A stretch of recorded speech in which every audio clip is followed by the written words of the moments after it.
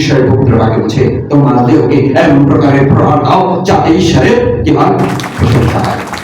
আমরা আগামী দিনের রোগ থেকে বাঁচতে চাই, আগামী দিনে বিভিন্ন রোগকে ওয়েলকাম করতে যদি না চাই, বিভিন্ন প্রকারের প্রেম প্রত্যেক দিন সাইন্টিফিক হতে বলছে প্রত্যেক দিন 30 মিনিট মিনিমাম, সপ্তাহে কটা দিন 5 দিন যেন ব্যয় করি। এই কসরত, এই শারীরিক কসরতের জন্য আমাদের প্রতিদিন 30 মিনিট, সপ্তাহে মিনিমাম 5 দিন যেন শরীরে ব্যয় হয়। আমার মনের মধ্যে স্মৃতিশক্তির লোক না পাক, তাহলে আমি করবো যদি মঙ্গল চাই না, কষ্ট হচ্ছে, যাও না, ভালো লাগছে না, সময় নাই, তাহলে তোমার ব্রেন কি হবে?